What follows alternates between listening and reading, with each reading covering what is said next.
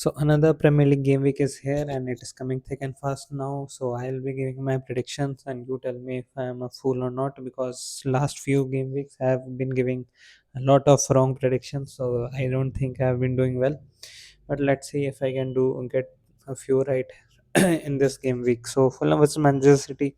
I feel like Manchester City's away form is not good, and looking at Pep Guardiola's press conference, I hope the match is better than what that was, because 2 minutes and 2.5 minutes of press conference. First minute was Pep Guardiola not understanding what the journalist was asking him, whatever journalist, reporter, whatever you call them, who asked these questions. So it was an interesting watch, but I think the match will be even more interesting. Fulham away, they have all the things that requires to play Manchester City, that you require to play Manchester City. They have the physicality, they have the running power, they have the flair as well with Harry Wilson. So they should look to uh, give Manchester City a tough night. And midweek Wednesday night, it would be difficult for Manchester City. I feel like this could be a 1-1 draw. Erling Haaland scoring a goal, inevitable. He should score a goal. How he did not score a goal against Leeds is still a shock to me. But they blocked all the passes to him, so they could not. And the onus was on Phil Foden, and the onus was on Doku, Rangers, and the midfielders, wingers, right backs, full backs to dictate the play, and that is what they did. And finally, Foden came out victorious for Manchester City with that goal. And the onus will be on Phil Foden, because teams will come out with a plan. And Bassi and Anderson plays for Fulham. I think he got transferred a few seasons back or something. Did he get transferred to Fulham, or let me check? Let me check if let me check their center backs. It is not like I keep watching all the games. So yeah, so their center backs, yeah, okay. They have Bassi and Henderson, so they will look to. And look at this. They are playing Iwobi in the midfield. That is also interesting. So basically, they have the running power. Joshua King is a very talented footballer, and Chukwueze. So they have the flair, running power, and decent outfit. They have the physicality here, and their center backs would try to marshal Erling Haaland. So yeah, this should be a 1-1 draw. I feel like yeah, not much to say. I feel like Fulham are really a, a good side at home, and they will give them a tough fight. Coming to the Bournemouth versus Everton fixture, I feel like Bournemouth are playing well. They are attacking very well, but somehow they are conceding silly goals. They are dominating all the games, but somehow they end up conceding clear-cut opportunities and gift the game away to their opponents. I don't think they'll do that in this game week. Everton overall, I didn't do not rate them that highly, even though they won a match against Manchester United with 10 men. But still, I don't feel like they have that in them. Dewsbury Hall is doing very well. His first touch for that goal he scored in the last game week also.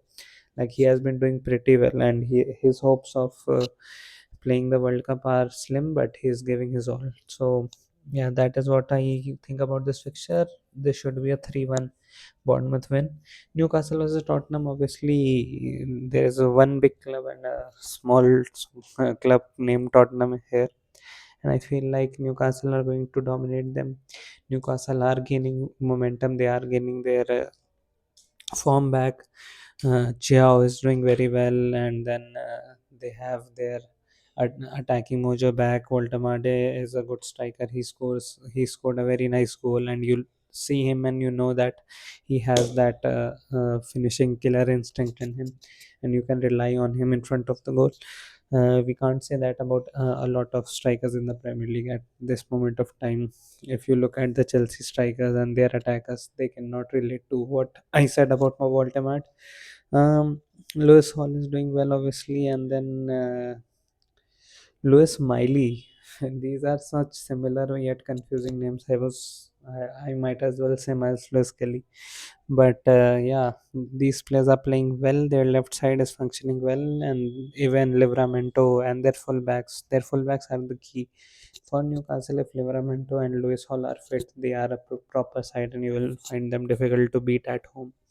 Obviously, their away form is always shady, but Newcastle at home, you trust them to see through this Tottenham side 3-1. I feel like they will dominate, maybe 2-1, maybe 2-1. But Spurs also are, they have the habit of surprising, like winning these fixtures out of nowhere against Newcastle. But if you remember, like I remember them scoring five past Tottenham when Harry Kane and Heung-min Son were at their prime a lot of years ago. I don't even remember how old I was back then. But yeah, Newcastle versus Tottenham is a good fixture to watch, and yeah, you can watch this one. Brighton versus Aston Villa will also be a very entertaining game. Aston Villa were getting pretty rattled by Wolves. I think Wolves played very well against them, and yeah, this would be a proper footballing game. Both teams will try to be on the ball, dominate possession, and just the running power is brilliant. Has been doing well for Brighton. Wilbeck has been scoring a lot of goals. Brighton will try to press you, and Aston Villa can play from the back very well as well. They have their fullbacks, Cash, and how he advances to the opposition half. Rogers, Tillemans shooting from uh, 30-35 yards all the time. They are a threat. Even Watkins will try to get on the score sheet. He did not play in the last game week. He did not start, so I was a bit puzzled about that. But let's see what Aston Villa does. And yeah, this should be an entertaining game. I feel like Brighton should edge it. Aston Villa, I feel like they are tiring a bit, or they are not in that good form right now. So I feel like Brighton might edge this. Brighton are doing pretty well in this Premier League season. They are fifth on the table. So yeah, they seem to be the. Actually, Aston Villa are fourth. If Brighton is fifth, if you look at the table, Brighton are fifth, and this is actually a top four race match. Surprisingly, this has been that kind of season, but I feel like Brighton at home will show their dominance against Aston Villa, but you cannot rule them out. I feel like Brighton will win this game 2-1. Burnley versus Crystal Palace, you can just switch off the TV and not watch the wall instead of watching this game, because this is not one for the people who love football. This is for people who wish death on football. Like, if you are a football hater, you will show everyone this football game. So yeah, this should. I am actually going to predict a nil-nil here, because I feel like Crystal Palace are also tiring, and they do not have the energy to keep going every three days. So that is going to cost them. But I don't think Burnley have enough in them. Like, it is not like they are toothless in front of goal. They have good players, but it Crystal Palace will maintain that kind of solidity that they see of this game without conceding a goal, and this should be a nil-nil. Pretty boring, nothing much to write home about. You can see a 1-0 to Crystal Palace as well. Mateta coming, getting a header out of nowhere, or something like that. Gueye scoring from a header. Yeah, not a very exciting game. Wolves versus Nottingham Forest. I feel like Wolves are playing well. They will be rewarded. They are playing at home against Nottingham Forest. Nottingham Forest are doing decently, but they are not yet at that level where I can be confident of them winning any football game in the Premier League. So right now, I feel like Wolves will be rewarded for what they have been doing. They have been following the right process. Their combination plays, their discipline was better. So I feel like they will look to win this game, and they have to win this game if they want to have any chance of surviving. Like, look at their season: 13 games, 2 points, 11 losses, 2 draws. I mean, I don't know what they are doing, but it has been a disastrous season for Wolves. They are a much better team than that. I know that they have lost a lot of their players, but they are a much better team than that. I predict a 2-1 Wolves win in this. Strand Larsen was doing pretty well. He scored a goal as well against Aston Villa, but that was offside. It was a good goal. Arsenal versus Brentford. Arsenal should get back to the winning ways. And yeah, I feel like Odegaard coming back, Gyökeres coming back, and their defense looks a bit shady. And Brentford will have opportunities with long balls, with crosses in the box to test their centre backs because Saliba is injured and Gabriel is also injured. Sorry, but I feel like the attack of Arsenal and overall control, if they do not rest a lot of players, it should be fine. This I predict 3-0 for Arsenal. Leeds United versus Chelsea. Now this game, where if you look at Chelsea, they have given their all on Sunday against Arsenal, playing with 10 men for 60 minutes and then holding on to that lead and then eventually drawing the game. So I feel like it might cost them. And Leeds United away from home is not an easy fixture. Thursday night, Leeds United away from home. I see a draw here. I see a 2-2 draw here, and it would be pretty entertaining. But Chelsea will have tired legs. And Leeds United, the way they came back against Manchester City as well, Nmecha, I don't know how to actually pronounce that name, and Co. And they are physical and they can play football as well when required. So they will cause a threat. Liverpool versus Sunderland is also going to be a pretty nice fixture. Sunderland obviously have a lot about them. Their striker, who comes on after 60-65 minutes, is pretty athletic. Has been scoring consistently. He's a really nice injection of energy and athleticism for them.